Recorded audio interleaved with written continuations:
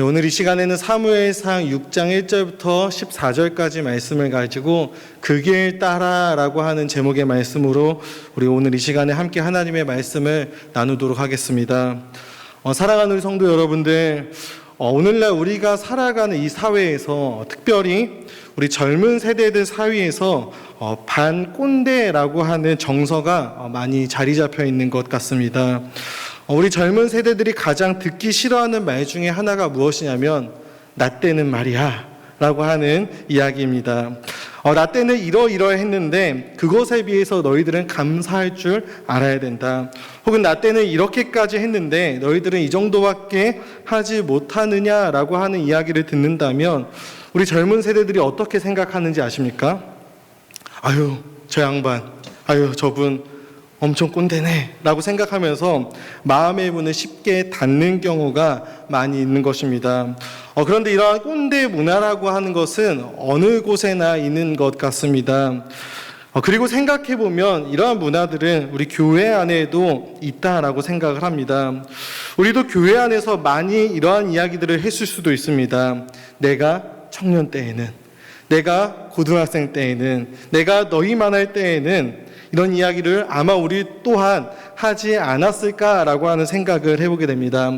만약에 제가 지금 고등부를 섬기고 있는데 고등부 학생들에게 딱 찾아가서 얘들아, 목사님이 고등부 시절에는 말이야 라고 하면서 목사님이 고등부 시절에는 이것도 하고 저것도 하고 그런데 너희들을 보면 요즘 참 고등학생으로 신앙생활 하는 게 편한 것 같아. 정말 신앙생활 할 만하겠어 라고 제가 저희 학생들에게 이야기한다면 어떻게 될까요? 저희 학생들이 더 이상 저랑 놀아주지 않을 것입니다. 우리가 이러한 꼰대적인 모습을 보았을 때 우리의 젊은 세대들은 반감이 생기고 또 알레르기 반응이 일어나게 된다라고 하는 것이죠. 물론 이러한 꼰대적인 사상과 발언들은 요즘 우리 다음 세대들의 삶을 우리 어른 세대들이 잘 이해하지 못하기 때문에 모르기 때문에 나타난다라고 할 수도 있겠습니다. 그런데 저는 오늘 이 시간 하고 싶은 이야기가 무엇이냐면 그러면서 또 하나 걱정이 되는 것이 있었습니다. 무엇이냐면 이러한 반꼰대 정서들 때문에 정작 우리가 해야 하고 들어야 하는 원론적인 이야기 또한 하기가 어려워진 시대를 우리는 살아가고 있다라고 하는 것입니다. 기독교 신앙에 있어서 정말로 중요한 말들이 있습니다. 기독교 믿음에 있어서 정말로 원론적인 이야기들이 우리에게 존재합니다. 무엇입니까? 자기를 부인해야 된다. 자기 십자가를 져야 된다. 좁은 길, 좁은 문으로 우리는 들어가야 한다라고 하는 우리 기독교 신앙에 있어서 가장 근본이 되고 핵심이 되는 이야기들을 하기가 점점 꺼려지고 어려워지는 시대를 우리는 살아가게 된다라는 것이죠. 왜 그럴까요? 듣기 싫어하기 때문입니다. 안 그래도 그리스도인으로서 이 땅을 살아가는 것이 우리에게 너무나도 힘겨운데 자꾸만 교회 안에서 십자가를 지고 주님을 따라야 합니다. 내 자신을 부인해야 됩니다. 좁은 문으로 좁은 길로 걸어가야 합니다. 라고 하는 이야기를 들으면 마음의 문이 닫히게 된다라고 하는 것입니다. 교회에서까지 이러한 이야기를 들으면 뭔가 부담이 되는 것이죠. 듣기가 싫어집니다. 그런데 이것은 비단 젊은 세대들 뿐만이 아니라 우리 또한, 우리 어른 세대 또한 마찬가지일 수도 있다라고 하는 것이죠. 혹시 안 그렇습니까? 그리고 어떠한 이야기를 우리는 듣고 싶어 할까요? 위로해주고 또 격려해주는 이야기를 듣고 싶어 할 때가 많습니다. 우리의 삶이 힘겹기 때문이죠.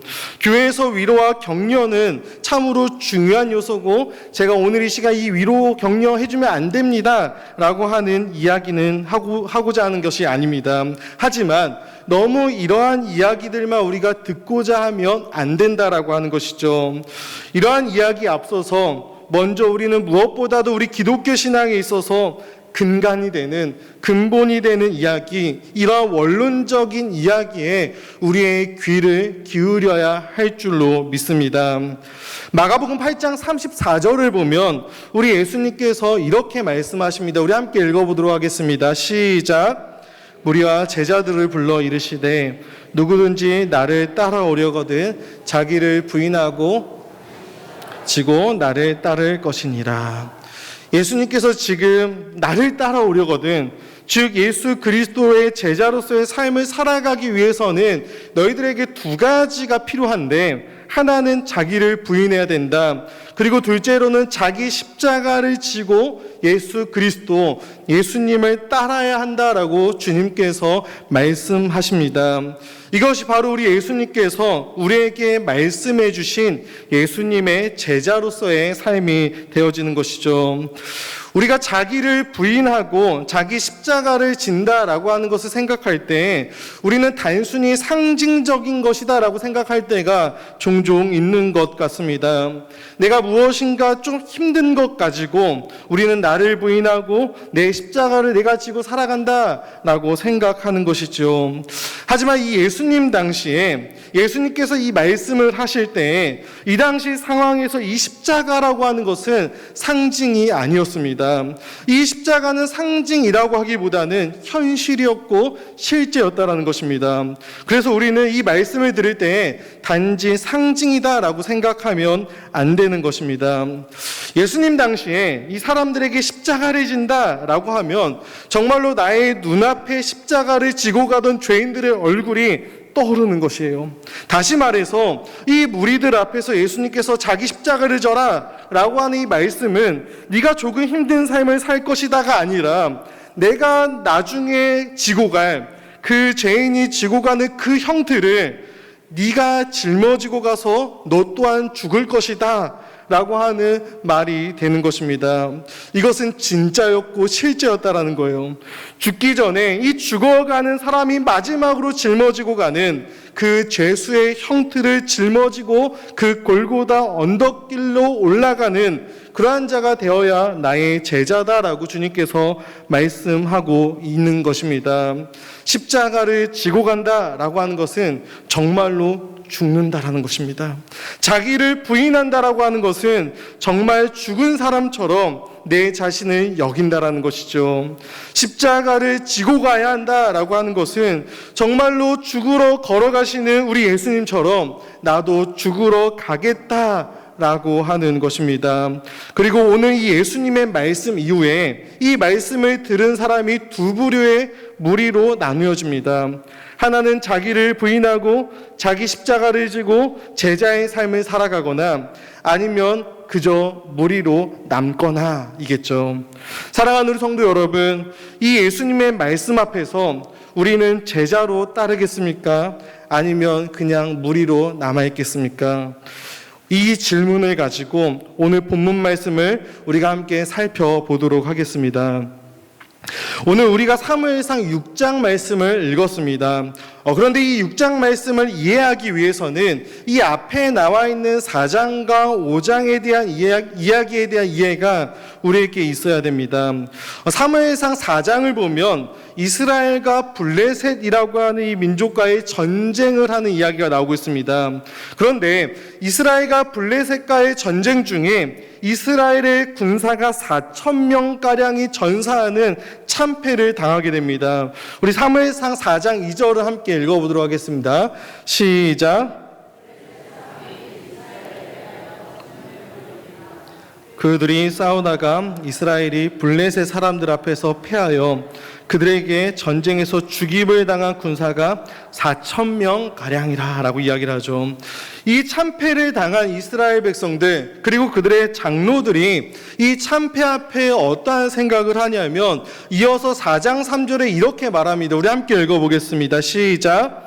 백성이 진영으로 돌아오매 이스라엘 장로들이 이르되 여호와께서 어찌하여 우리에게 오늘 블레셋 사람들 앞에 패하게 하셨는고 여호와의 언약궤를 실로에서 우리에게로 가져다가 우리 중에 있게 하여 그것으로 우리를 우리 원수들의 손에서 구원하게 하자 하니. 지금 이스라엘의 장로들은 우리가 전쟁에서 패배한 이유에 대해서 이야기하면서 무엇을 이야기하냐면 하나님의 언약궤가 우리에게 없었기 때문에 우리가 이 전쟁에서 패배하였다라고 생각하고 있는 것입니다. 그래서 그들은 이 언약궤를 우리가 가져오자라고 이야기를 하죠. 여호와의 언약궤가 이스라엘의 진영으로 들어오자 이스라엘 백성들이 어떻게 하냐면 큰 소리를 치며 환호하기 시작합니다. 이 언약궤가 이제 우리에게 들어왔기 때문에 우리가 전쟁에서 승리할 수 있을 것이다 라고 그들은 생각하는 것입니다. 마치 이 언약궤를 무엇으로 생각하는 거죠? 우리가 잘 알고 있는 요술램프 지니아가도 같은 우리의 소원을 들어주는, 혹은 부적과도 같이 이 언약궤를 생각한다라는 거예요.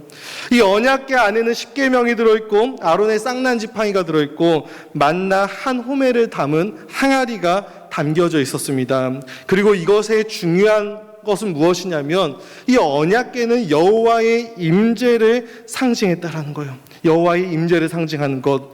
그런데 과연 이 이스라엘의 패배가 단순히 이 언약궤가 없었기 때문에 그들이 패배하였던 것일까요? 이 당시 이스라엘에게는 아주 심각한 문제가 있었습니다. 특별히 제사장 가문이 타락하였고 그에 따라 하나님께 드리는 제사 또한 멸시가 되었습니다. 우리가 사무엘상을 읽을 때 하나 중요하게 생각해야 되는 것이 있는데 그것이 무엇이냐면 이 사무엘상 초반의 시대는 사사기 시대의 연장선상에 있다라는 것입니다. 각자가 자기의 소견에 옳은 대로 살아갔던 그 시기, 그것이 사무엘상 초두까지 이어지는 것입니다. 그리고 이 사무엘상 3장 1절을 보면 이런 말씀이 있는데 우리 함께 읽어보도록 하겠습니다. 시작. 여호와의 말씀이 희귀하여 이상이 흔히 보이지 않았더라. 여호와의 말씀이 희귀하여 이상이 흔히 보이지 않았다라고 이야기를 합니다. 당시에 제사장이 없었던 것이 아닙니다. 제사장이 있었고 제사장 가문이 있었습니다. 그리고 그들을 통해서 수많은 제사가 그 당시에도 드려졌습니다. 그런데 사무엘 본문은 이 제사장 가문이 있었고 제사가 드려졌음에도 불구하고 여호와의 말씀이 희귀하였다라고 말하죠. 참된 하나님의 말씀이 희귀해졌다라는 것입니다. 그리고 이상이 흔히 보이지 않았다라고 말씀합니다. 여기서 이상이라고 하는 것은 우리가 잘 아는 비전이라고 하는 것입니다. 하나님께서 보여주시는 그 비전, 하나님께서 보여주시는 그 꿈이 이스라엘에게 나타나지 않았던 시대가 바로 이 사무엘상 초두의 시대가 되는 것입니다. 특별히 그 당시에 제사장 가문이었던 엘리의 두 아들이 어떠하였습니까? 사무엘상 2장 12절 말씀을 보겠습니다. 시작. 엘리의 아들들은 행실이 나빠 여호와를 알지 못하였더라. 엘리의 아들들은 행실이 나빴는데 누구를 알지 못했죠? 여호와를 알지 못했습니다. 그들은 여호와 앞에 큰 죄를 범하기 시작합니다. 여호와 하나님께 드리는 제사를 멸시합니다. 제사에 바쳐진 그 제물들을 가지고 이 제사장들이 자신들의 유익을 챙기고 배를 불리는 일에만 힘을 쓰는 것이죠. 더 나아가서 그들이 어떻게 타락합니까? 회막문에서 수종드는 여인과 동침할 정도로 성적으로 이 제사장들이, 제사장 가문의 아들들이 지금 타락하고 있다라는 것입니다. 이러한 상태에서 지금 이스라엘 백성들은 전쟁에서 패배했는데 이 패배의 원인과 관련해서 우리가 무엇을 잘못했는지 그런 거를 알려고 하지 않고 그 대신 언약궤를 가지고 다시 싸움터로 나아간다는 것입니다. 단순히 우리에게 언약궤가 없었기 때문에 자신들이 전쟁에서 졌다라고 그들은 생각하고 있는 것이죠. 이스라엘 백성들, 이 하나님의 언약 백성이라고 하는 그들이 지금 자신들의 입맛대로 하나님의 이 거룩한 언약궤를 이용하고 있는 것입니다. 아까도 말씀드린 것처럼 마치 우리가 알라딘이라고 하는 영화를 보면 진리가 담겨져 있는 이 요술램프처럼 이 이스라엘 백성들은 이 하나님의 언약궤를 생각했던 것이죠. 이제 이스라엘의 진영 안으로 이 언약궤가 들어왔습니다. 언약궤가 이스라엘의 진영 안으로 들어왔을 때 이스라엘 백성들이 크게 소리를 치고 환호하죠. 그리고 그것을 블레셋 백성들이 듣게 되는 것입니다. 블레셋은 이 언약궤가 이스라엘 진영에 들어왔다라고 하는 것을 깨닫게 됩니다. 그리고 이 언약궤가 들어왔다라고 하는 소식을 듣고 블레셋 민족들이 두려워하기 시작합니다. 우리 4장 7절을 보겠습니다. 시작. 사람들이 두려워하여 이르되 신이 진영에 이르렀도다 하고 또 이르되 우리에게 화로다. 전날에는 이런 일이 없었도다. 왜냐하면 이 블레셋 사람들을 하나님께서 이스라엘 백성들을 애굽에서 어떻게 구원해 내셨는지를 그들은 알고 있었어요. 그래서 언약궤가 들어왔을 때 두려워하고 긴장하기 시작합니다. 우리 사무엘상 4장 8절을 이어서 보겠습니다. 시작. 화로다. 그들은 광야에서 여러 가지 재앙으로 애굽을 친 신들이라. 그들은 이 사실을 알고 있었다라는 거예요. 그 강력한 애굽을 때리셨던 여호와 하나님. 근데 이것을 알면 어떻게 해야 됩니까? 도망가야 되죠. 근데 문제가 생겼습니다. 이것을 듣고 두려워 떨고 있었던 블레셋 군사들이 도망가는 것이 아니라 더 전열을 갖춥니다. 그리고 강인한 마음 자세로 이스라엘 백성들과 우리가 한번 싸우자라고 다짐하기 시작하는 것입니다. 4장 9절을 볼게요. 시작. 너희 블레셋 사람들아, 강하게 되며 대장부가 되라. 너희가 히브리 사람의 종이 되기를 그들이 너희의 종이 되었던 것 같이 되지 말고 대장부 같이 되어 싸우라 하고. 그들이 막 마음을 강하게 먹는 것입니다. 그래서 싸우는 것이죠. 그 결과가 어떻게 됐을까요? 이스라엘이 이 언약궤를 가지고 있었음에도 불구하고 블레셋에게 완전히 패배해버립니다. 우리 10절 이어서 한번 읽어보겠습니다. 시작. 블레셋 사람들이 쳤더니 각기 장막으로 도망하였고 사륙이 심히 커서 이스라엘 보병에 엎드려진 자가 3만 명이었더라. 언약궤가 없을 때는 몇 명이 죽었죠? 4,000명가량이 전사했었습니다. 그런데 이 언약궤를 가지고 들어와서 그들과 싸울 때 몇 명이 죽습니까? 3만 명이 죽었습니다. 하나님을 이용하려 했지만 오히려 더 큰 패배를 당하고 있었던 것입니다. 그런데 더욱 절망적인 사실이 바로 이어서 11절에 나오는데 우리 11절 말씀을 한번 보겠습니다. 시작. 하나님에게는 빼앗겼고 엘리의 두 아들 홈니와 비느하스는 죽임을. 지금 무엇을 빼앗겼습니까? 여호와의 언약궤까지 빼앗긴 것입니다. 하나님의 임재를 상징했고 하나님의 함께하심을 상징했던 이 언약궤마저 빼앗겨버린 비참한 상황에 이스라엘이 이르게 된 것입니다. 그리고 홈니와 비느하스가 죽고 그들의 아버지인 엘리 제사장이 자기의 이 두 아들의 사망 소식을 듣고 죽게 됩니다. 그리고 엘리가 죽고 엘리의 며느리이자 비느하스의 아내가 임신하여 아이를 낳게 되는데 그 아이의 이름을 무엇이라고 짓냐면 이가봇이라고 짓습니다. 이가봇, 영광이 없다, 혹은 영광이 이스라엘에게서 떠났다라고 하는 뜻의 이름인 이가봇이라고 하는 그 이름을 이 아내에게 짓는 것이죠. 영적으로 타락했고 전쟁에서 패배하였고 하나님의 언약궤마저 빼앗겨버린 이스라엘의 지금 현 주소를 잘 보여주는 상징적인 이름이 되는 것입니다. 지금 이스라엘은 이가봇입니다. 그들에게는 더 이상 하나님의 영광이 없습니다. 하나님의 영광이 지금 이스라엘을 떠난 것입니다. 그들을 통해 더 이상 하나님의 영광이 나타나지 않는 것이죠. 사랑하는 우리 제2가족 여러분, 그렇다면 우리의 삶은 어떠합니까? 혹 우리의 삶이 이 이가봇의 모습은 아닌지 이 말씀 앞에 되돌아보았으면 좋겠습니다. 하나님의 영광이 완전히 떠나가 버린 것 같은 그런 삶을 우리가 살아가고 있지는 않습니까? 세상에서 우리가 살아갈 때 우리들의 삶의 모습이 어떠하냐라는 거예요.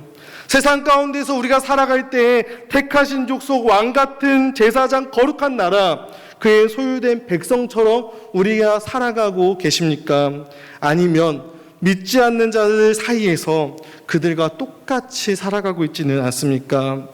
우리들의 삶의 모습을 보면서 과연 믿지 않는 자들이 하나님의 살아계심을 보며 하나님의 영광을 보고 있습니까? 아니면 믿지 않는 자들과 똑같이 살아가는 우리들의 삶의 모습 때문에 하나님의 이름이 멸시받고 있지는 않으십니까? 우리는 과연 이 질문 앞에 얼마나 자신이 있을까요? 우리는 세상과 너무나도 똑같이 살아갑니다. 그들과 같이 먹고 마시며 즐기지요. 똑같은 가치관을 가지고 또한 똑같은 기준을 가지고 살아가고 또한 자녀를 양육할 때도 있습니다. 그렇게 살아가는 우리의 삶 가운데 과연 하나님의 영광이 존재하겠느냐라고 하는 것입니다. 그런데 문제는 무엇인지 아십니까? 우리가 이것을 별로 심각하게 생각하고 받아들이지 않는다라는 것입니다. 혹은 우리 또한 나를 위한 하나님을 만들고 있지는 않습니까? 내 소원을 들어주고 내가 원하는 것을 해주셔야만 하는 하나님, 그러한 하나님을 만들고 그러한 하나님을 믿고 있지는 않냐라는 것이에요.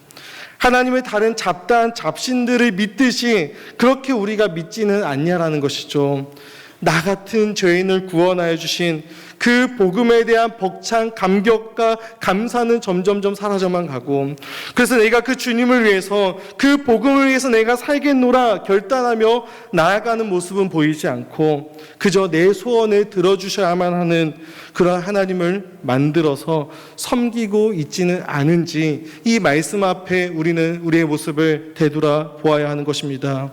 그렇다 보니 우리의 예배, 또 우리의 가정, 우리의 교회, 우리의 삶 가운데 하나님의 임재가, 하나님의 영광이 마치 사라져버린 것 같지 않는지 우리가 함께 고민해 보길 원합니다.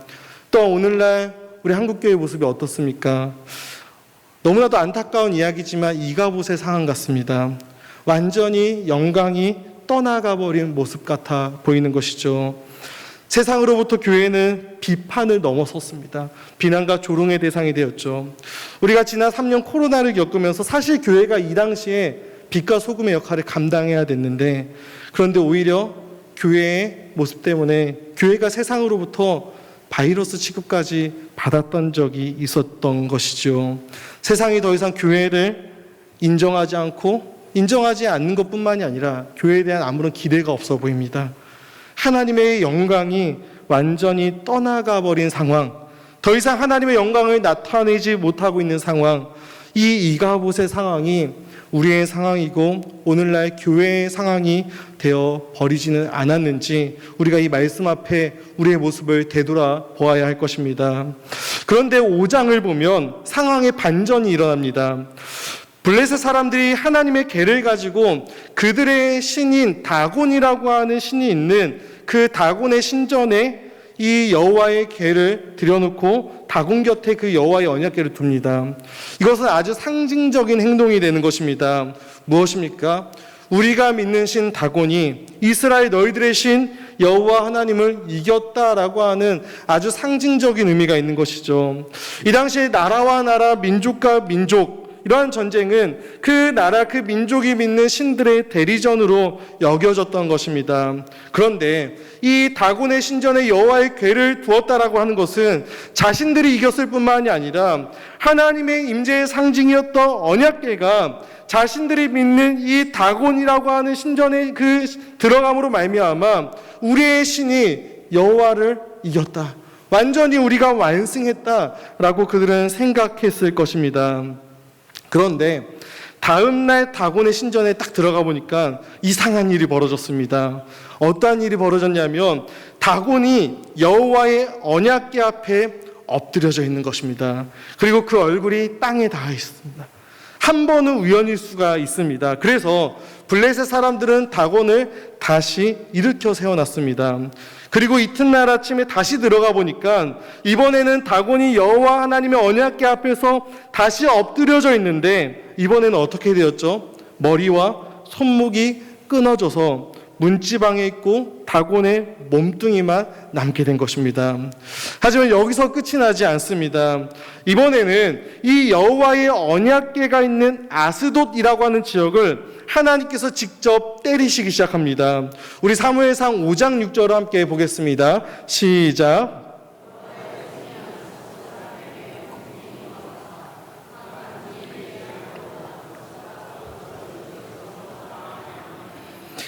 독한 종기의 재앙으로 그 지역을 쳐서 하나님께서 망하게 하십니다. 그래서 블레셋이 어떻게 하냐면 이 언약궤를 아스돗에서 가드라고 하는 지역으로 옮깁니다. 그런데 이번에는 그 옮겨간 성읍에 하나님께서 또다시 재앙을 내리시고 또다시 때리시기 시작하는 것입니다. 그래서 그들이 다시 어떻게 하냐면 이 언약궤를 다시 가드에서 에글론이라고 하는 그 지역으로 보내는 것이죠. 이미 그 소문을 들었던 에글론 사람들은 이스라엘의 신의 궤를 우리에게로 가져와서 우리와 우리 백성을 죽이려 한다라고 이야기를 하며 두려워하게 됩니다. 그리고 거기서도 이 에글론에서도 하나님의 손이 다시 그 땅을 때리시는 것이죠. 무엇을 보여주고 있는 것일까요? 이스라엘이 지금 이가봇의 상태였습니다. 이스라엘이 이가봇의 상태였던 그때에 하나님의 영광이 완전히 이스라엘에게서 떠나버린 그때에 그들이 하나님의 영광을 나타내지 못하고 있었던 그때에 하나님께서는 여전히 무엇을 하고 계시는 것이죠? 자신의 영광을 위해서 스스로 일하고 계시는 것입니다. 하나님께서 스스로 자기의 영광을 위해 일하고 계시는 것이죠. 하나님은 결코 자신의 영광을 포기하시는 분이 아니십니다. 우리가 아무리 엉망진창이어도, 그래서 우리 때문에 하나님의 영광이 멸시받는 것 같은 상황에서도 하나님은 자신의 영광을 결코 포기하는 일이 없으십니다. 이스라엘 백성들이 범죄하고 하나님을 떠나서 자기 소견에 옳은 대로 살아갔던 그때, 그들의 삶 가운데 더 이상 하나님의 영광을 나타내지 못하고 있었던 그때, 하나님의 영광도 그들을 떠나가 버린 것 같았던 그때, 심지어 언약궤마저 빼앗겨 버렸던 그때에도 하나님은 여전히 하나님이셔서 자기의 영광을 위하여 스스로 일하시는 하나님이신 것이지요. 사랑하는 우리 성도 여러분, 이가봇 같은 우리의 삶 가운데, 그리고 이가봇의 상황 같은 이 한국교회에 여러분 소망이 있습니다. 왜 소망이 있을까요? 그것은 우리 안에 소망이 있기 때문이 아닙니다. 이가봇의 상황에서 스스로 일하셨던 이 하나님께서 지금도 여전히 동일하게 자신의 영광을 위해, 자신의 영광을 위해 일하시고 그 영광을 위해 스스로 나타내실 것이기 때문입니다. 그런 하나님이시기에 거기에 우리의 소망이 있는 거예요. 우리가 잘나서가 아니라 하나님께서 결코 자신의 영광을 포기하지 않으실 것이기 때문에, 이렇게 4장과 5장의 내용이 있고 오늘 6장의 본문이 등장하고 있는 것입니다.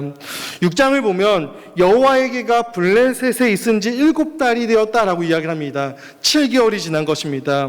그리고 이 블레셋 사람들은 제사장들과 복술자들을 불러서 이 언약궤를 우리가 이제 어떻게 할지를 이야기하는 것이죠. 그리고 어떻게 이 언약궤가 그 있던 곳으로 이 언약궤를 보낼 것인지 가르쳐달라라고 말하고 있습니다. 그때 제사장들과 복술자들이 이 이스라엘의 신의 궤를 보내려거든 거저 보내지 말아라.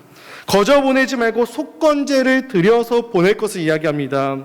그래야 병도 낫고 왜 그 재앙이 멈추지 않는지에 대한 이유도 알게 된다라고 말하는 것이죠.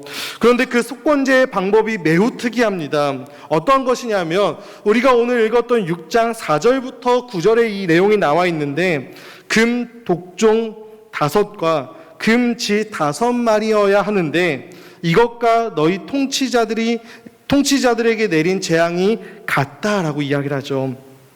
그래서 이것을 통해 많은 이 구약학자들이 쥐를 통해서 전파되는 전염병인 페스트였을 것이다 라고 하는 견해를 많이 내기도 합니다.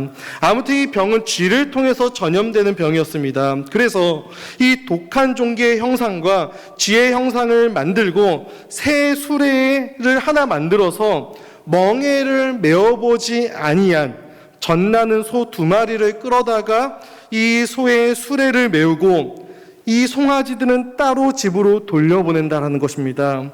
그리고 여호와의 궤를 가져다가 이 수레에 싣고 속건제로 드린 이 금으로 만든 물건들을 상자에 담아 궤 곁에 두고 그것을 보내어 가게 하라라고 이야기를 하는 것입니다. 그래서 그것을 딱 보고 있다가 만일 이 궤가 그 본 지역길로 올라가서 베세메스로 가면 이 큰 재앙은 누가 내린 것이다? 이스라엘 하나님 여호와께서 우리에게 내린 것이고, 그렇지 아니하고 소가 그 궤에서 이탈을 하면 이것은 여호와께서 친 것이 아니라 그냥 우리가 우연히 당한 것인 줄을 우리가 알겠다라고 이야기하는 것입니다. 우리 6장 9절에 한번 말씀을 함께 읽도록 하겠습니다. 시작. 보고 있다가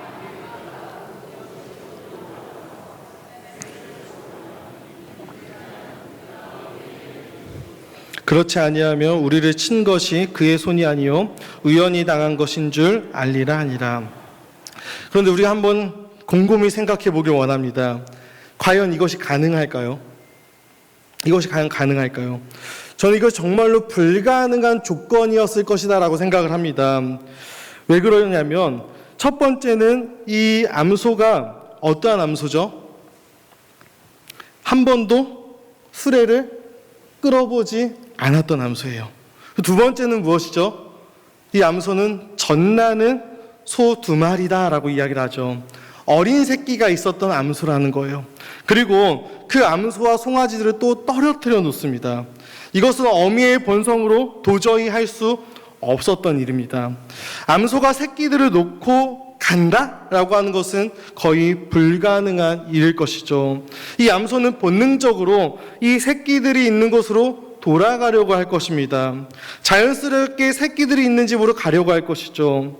이것만 보아도 불가능해 보이는데 마지막으로 벳세메스로 가는 길이 어떤 길이냐면 먼 길이고 험한 길이고 한 번도 가보지 않았던 낯선 길이다라고 이야기를 합니다.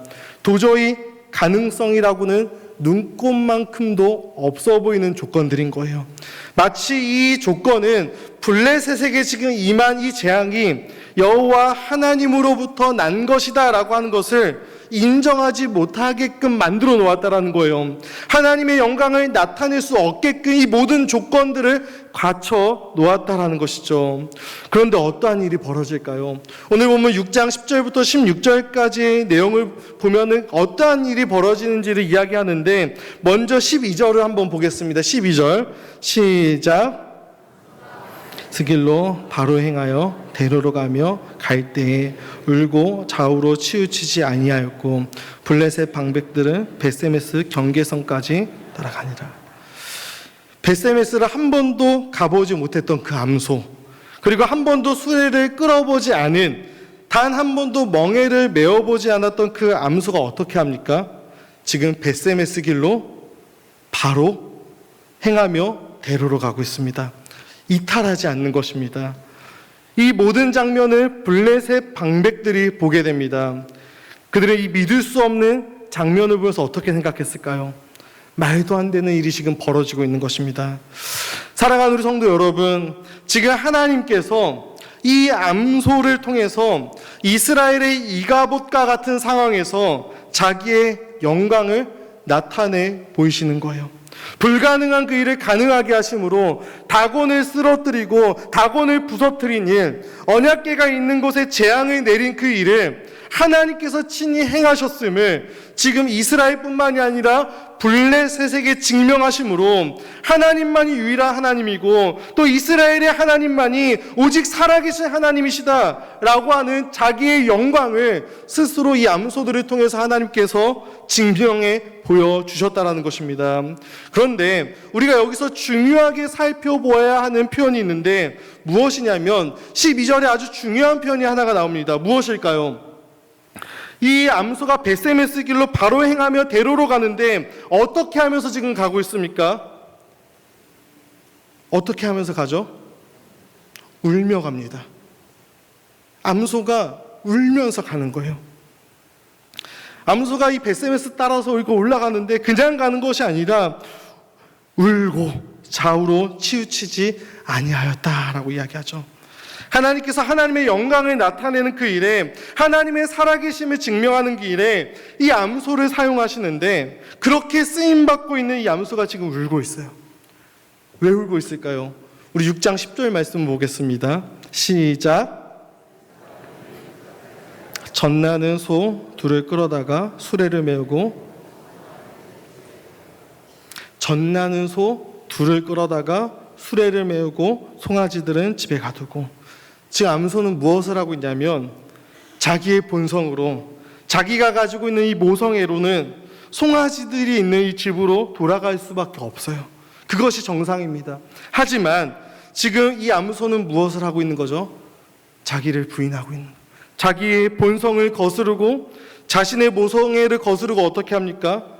자로도 우로도 치우치지 아니하며 바로 그 벳세메스로 향하는 대로로 걸어가고 있다는 거예요.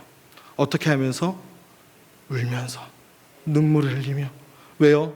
그것이 하나님의 영광을, 하나님의 살아계심을 나타내는 길이었기 때문입니다.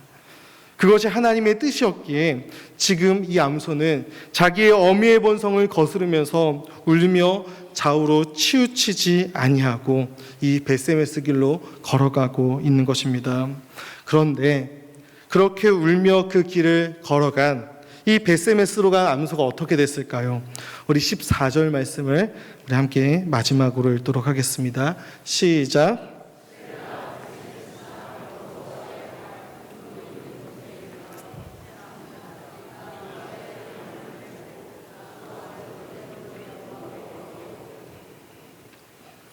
이 새끼들을 향한 애타는 사랑과 그 사랑으로부터 나오는 이 어미의 본성을 거스르고 하나님의 영광을 위해서 울면서 그 길을 걸어갔던 이 암소는 어떻게 되죠?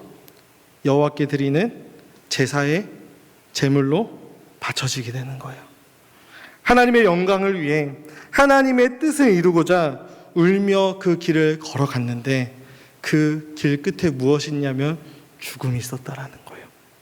하지만 그 길이 어떤 길이었죠? 하나님의 영광을 나타내며 하나님의 뜻을 이루는 길이 되었던 것입니다.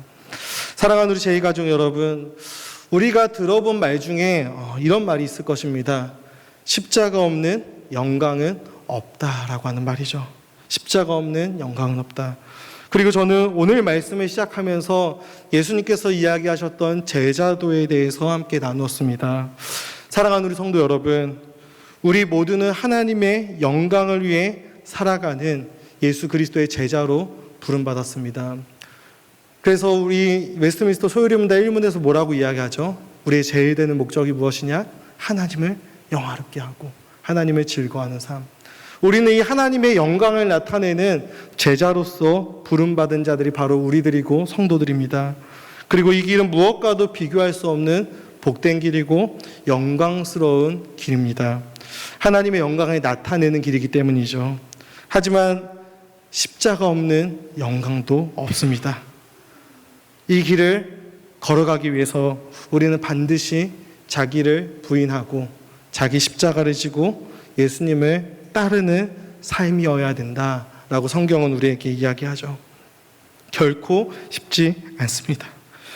우리들이 벳세메스를 향하면서 울면서 걸어갔던 이 암소처럼 우리의 본성을 거스르고 울면서 주님을 따라야 될 때가 참 많을 거예요. 그 주님을 따라가는 그 길은 결코 눈물 없이는 걸어갈 수 없는 길이죠. 그런데 그렇게 우리가 울며 주님을 따라가고 예수님을 따라갔더니 그 결과가 무엇이냐면 이 땅에서의 복받고 행복을 누리는 것이 아니라 내 자아가 더 죽어져 나가는 일이 될 수도 있습니다. 이것은 단지 사역자들만이 해당되는 이야기가 아니죠. 예수 그리스도를 믿어서 성도가 된 우리들, 예수 그리스도의 제자가 된 우리 모두가 주님께서는 우리 모두를 이 길로 불러주셨어요. 그렇다면 우리는 이 예수님의 말씀 앞에 제자로 따르시겠습니까? 무리로 남으시겠습니까? 만약 우리가 주를 따라간다면 우리는 무엇을 힘입어 무엇 때문에 이 힘들고 어려운 길을 걸어갈 수가 있는 것일까요? 사랑하는 우리 제2가족 여러분들, 이 벳세메스의 일이 있고 나서 수천 년의 세월이 지났습니다. 수천 년 후에 벳세메스로 올라갔던 이 암소처럼 하나님의 말씀에 순종하며 하나님의 영광을 위해 골고다라고 하는 언덕으로 향하신 분이 계시죠. 성경은 말합니다. 모든 사람이 죄를 범했음에 하나님의 영광에 이르지 못한다고. 그분은 죄로 인해 하나님의 영광에 이르지 못하는 이가 보신 우리를 위해 자로도 우루도 치우치지 아니하셨습니다.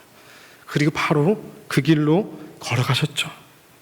그분께서는 이 잔을 내게서 옮겨주시옵소서. 그러나 나의 원대로 마옵시고 아버지의 원대로 하옵소서 라고 말씀하시며 하나님의 영광을 위해 하나님의 자녀를 구원하는 유일한 방법, 유일한 길로 걸어가셨습니다. 주님께서는 자신을 부인하고 자기의 십자가를 지고 그 길로 걸어가셨죠. 그분은 세상 죄를 지고 가는 하나님의 어린 양으로 우리의 죄를 대신해서 죽으시며 하나님의 공의를 만족시키고 하나님의 자비를 나타내 보여주셨어요. 그렇게 그분은 죽기까지 하나님의 영광을 나타내셨습니다. 그리고 그렇게 그 길을 걸어가셨던 우리 주님께서 우리에게 무엇이라고 말씀하시냐면 나를 따라오려거든. 자기를 부인하고 자기 십자가를 지고 나를 따라오라. 그렇게 우리에게 말씀하시며 우리를 그분의 제자의 길로, 그분이 먼저 걸어가셨던 그 길로 우리를 부르시고 초청해 주시는 거예요. 이 주님의 초청 앞에, 이 주님의 부르심 앞에 무리로 남아있지 말고 제자로서 그 주님 가셨던 그 길을 주님과 함께 걸어가시는 우리 모두가 되기를 주님의 이름으로 축복합니다. 우리가 걸어가는 이 길이 비록 눈물 날 일 많을 거예요. 그렇지만 이 길을 먼저 걸어가신 주님 때문에, 이 길을 나와 함께 걸어가 주시는 우리 주님 때문에, 그리고 이 길이 가장 복된 길이고 생명의 길이고 참된 길이기 때문에 오늘도 우리가 이 한 주도 주님과 함께 한 걸음 이 길로 내디딜 수 있는 사랑하는 우리 제2가족 모두가 되기를 주님의 이름으로 축복합니다.